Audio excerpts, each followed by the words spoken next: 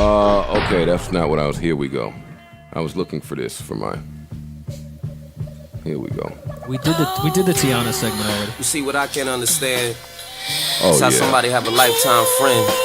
That they Friendship. and they Hold just up, fall man. out Let me over hit my the machine simplest guns. shit. If you at work, turn this bitch down. That same person to be in a relationship with a trifling ass motherfucker. Keep taking them back. Shit is crazy. That sounds nuts. We start with I love you. I think we got the power to grow. All right, love. Love is where we are here. Love and friendship. Let me hit my air horn. Let me update the listeners because there are a lot of listeners. Let me update the listeners. Last week on this podcast, rest in peace to Triple X. Last week on this podcast, I started in a very somber state.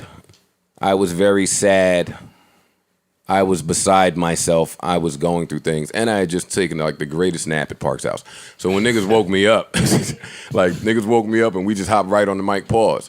And that was kind of how it went. Then I went on vacation. And I sat there and I patted myself on the back because I was able to piss niggas off on the last podcast and then go on vacation.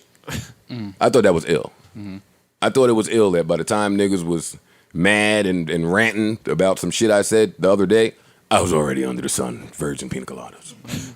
That's crazy. And then... You had the umbrella in there? Yeah, it was umbrella and whipped cream. Whipped cream on the virgin pina colada? Yeah. You got to make it look like the real deal. Yeah. Okay. Yeah. I think I've tried that before. Spice it up. Yeah, pineapple or something. You know, they cut it nice. You need all the trimmings when it's The fixins. the Cherries. How do they make it in Ireland? It's just rum. Whiskey. And then it's Everything. and there's Oh, just how do you- ice. Ice. There's Ice ice and whiskey. Guinness and whiskey. Sometimes no ice. Yeah, With a potato in it. So All then right, that was racist. So then I thought I'm Irish. You took too, it man. way too far. So then I thought to myself, and then I was even more proud because I said, damn, now I'm well rested and rejuvenated and re-energized, and I'm gonna go back and address all of this stuff. Like, that's fucked up. Like, I felt bad. So let's get into it. Last week, right, I told a story about how I was in my car listening to ESPN radio and I heard Pete Rosenberg alongside his co-hosts Don LaGreca and Michael Kay, two Trump supporters. I heard him interrupt his Yankee broadcast, because that's what they were talking about, to break the news that Triple X had died to his audience that was not a hip-hop audience. But he prefaced it by letting us know that he is a hip-hop journalist, so that's why he had to do it. And when these gentlemen were saddened by the news, they said, oh, man, that's horrible. Who was this young man? The first thing that Pete Rosenberg said was, well, he was no angel. And I was upset about that last week. So I called him out on it, on my podcast, right? I want to use this as a teachable moment for all. First of all, I want to say, I heard a lot of people saying, damn, Joe, it's fucked up, man. You should have called him. Let me clear something up for you people out there. No, I shouldn't have. That line is so overrated in the culture. Yo, you should have called him. I never want to talk to these people on the phone. I don't want to talk to anybody on the phone. Yeah, why would I don't even want to talk to my friends on the phone? And why should I have called Pete? Who the fuck is Pete Rosenberg for me to call him? Why? We're not friends. And I think that's the part that that's lesson number one. Friendship in this industry, right? It's weird. It takes a lot of people to really come to grips with what friendship in this industry really means. For me, what it means is what it means. I go by the context of the English language. I don't deal with seasonal relationships. My people are my people. I can count my friends probably on two hands. I say all that to say, no disrespect to mine and Pete Rosenberg's relationship, but we're not friends. I'm not calling him when I hear him say some stupid shit on the radio. It's very, very few people I will call when that happens. That's number one. Number two, let me give you some background here. Pete Rosenberg, and this is all my opinion, has harbored quite a few resentments toward Joe Budden for quite some time, right? That's important to note here, and it's important to note as you're maneuvering through the industry, as you deal with industry relationships. He's had an issue with mine and Charlemagne's relationship for a few years now. He feels like I was a little too close to Charlemagne or didn't really shit on Charlemagne like I should have when Charlemagne was running rampant with his domestic violence jokes about me. I never really felt a way about it because that weren't true. Right. I didn't feel like I needed to explain that to Pete Rosenberg, but he harbored some resentment there because he hates Charlemagne. It's important that you not let people put their emotions on you. We're going to use all of Pete's character defects to just be a really teachable moment. So let's continue. So he's got a resentment for that. He's got a resentment about how I handled the Marissa Mendez firing from this podcast. If you need more backstory, there's a really awkward interview on Hot 97 that I did about the whole matter with him and Ebro and all that. And that was the last radio interview I was ever going to do, right? So I say that to say Pete is a pretty sensitive guy who already feels a way toward Joe Budden about some things. Oh, he also feels like he should be credited for the success of this podcast somehow. He's even tweeted that.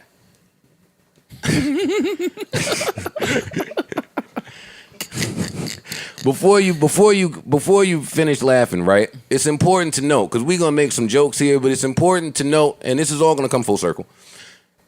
I think that most of this stems from the fact that Peter Rosenberg is not a creative. He doesn't create from scratch. He reports on it. And that's fine. There's nothing wrong with it. But Pete, you continue to compound mistake with mistake with mistake. You then went on Twitter and said that I needed to listen to 20 more minutes of you and your fucking liberal, conservative ass friends. Let me tell you something, Pete. I did. I listened. Y'all got off that topic very quickly and went back to the Yankees. That's why I was offended in the first place. And just in case I was mistaken, right? If maybe you did that in a moment of passion and confusion on your little fuckity-fuck complex show where you write monologues that's super trash that nobody cares about, you went and echoed the same exact sentiment of he was no angel. That's a real bad habit we got in this culture today where people just refuse to admit a wrong. It would have just been real simple to say, my bad, I shouldn't have did that. Because Pete, my sentiment wasn't really about X. X is in a better place. Thank God for him. He don't have to hear none of this bullshit the niggas are saying down here. The people that I'm concerned about are the fans and the family members who didn't do a thing to anyone. They're here grieving. Who the fuck are you, Pete, to come and tell somebody that they're not an angel? Let me tell you my problem with that, Pete Rosenberg. The hypocrisy. The fucking Pause. Before we get to hypocrisy, let me explain something to you. When I talk about privilege, it's not a race thing for me. When I talk about privilege, I'm not the guy that's quick to pull the race card, Pete. When I talk about privilege, it is solely related to memory. Those who fail to remember are doomed to repeat. This is my belief and my belief only, Pete Rosenberg. I feel like you owe your entire career and place in hip-hop to gentlemen like Triple X. To gentlemen like myself. Gentlemen that you attempt to discredit because you feel inferior and insecure in your spot. It's off. So let's go back to hypocrisy. I've watched you repeatedly suck Mike Tyson's dick on air, off air. You love Mike Tyson. Hey, guess what? Me too. I don't hear you call him a convicted rapist to his face.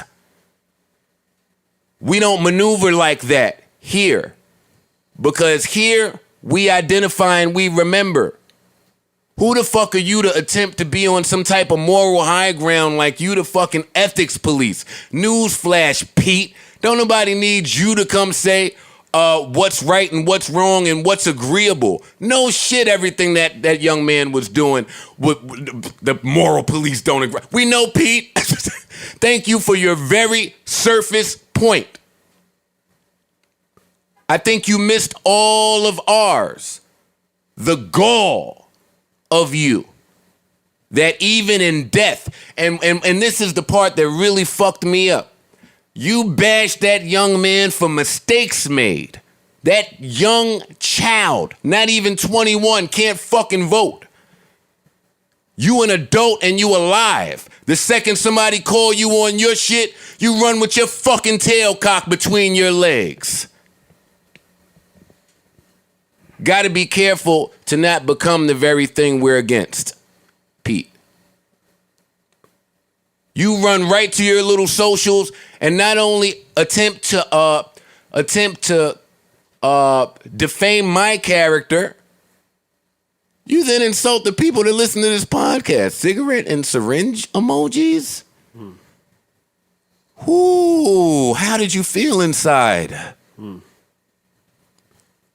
You're not telling me that because you are an emotional little man inside, you're using your platforms to just not be credible anymore. So now you're not believable because you've been called on a fucking mistake? Pete Rosenberg? Memory. Those that forget. Doomed to repeat. I think you've forgotten a few things here, Pete. So I just want this to be a reminder for you. Because it then took you a whole week to turn around and say, yo, I was wrong. Hey, guess what? Sometimes wrong is just wrong, Pete. You got the nerve to run the fucking Ebro so Ebro can massage your little vagina. And then, oh, did he give that vagina a nice little massage? And you came back to Twitter feeling manly again. You were feeling macho. Am I lying? No. He came back and said, hey, Ebro said I don't have to prove my voice or my place to anybody. We start with I love you. I think we got the power to grow. That's a soundbite now. Only in this instance, because this is coming from a place of love.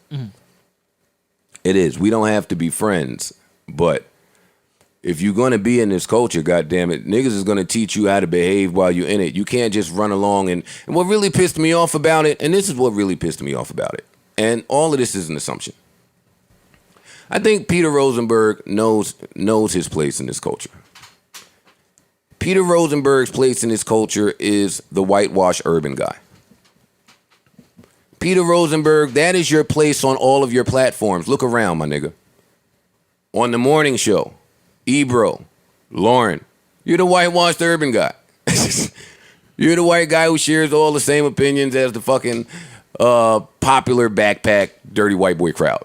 That's you. What the fuck is your calling card? Wrestling, same thing. ESPN, same. You can't attempt to discredit me, Pete Rosenberg, by saying I'm the worst rapper in Slaughterhouse. I don't give a fuck about rap. I'm talking morals and ethics. That was probably past 10 minutes, so I'm going to chill. I'm not that invested in Pete. Ak, I don't really address you because we don't serve the same demographic. You talk to children. I'm not talking to children. And typically, like you normally do, when you miss a point, you just grab on to some other point that nobody said and argue it. You're arguing something nobody said. No one is blaming you for death. Nobody said that once. Who said that? I didn't say that. We didn't even allude to it. But I do believe that you're responsible for your energy. And I've seen you.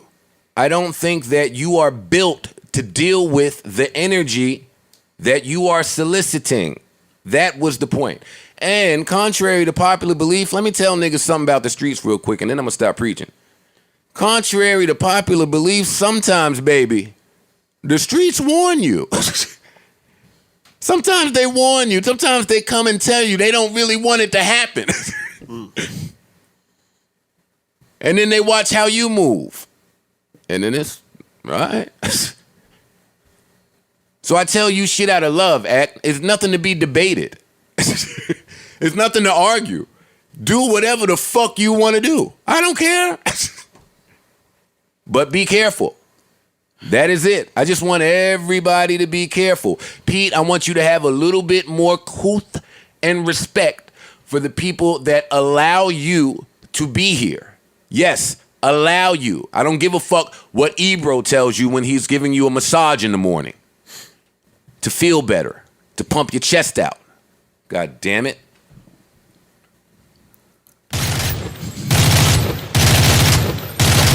Well, I think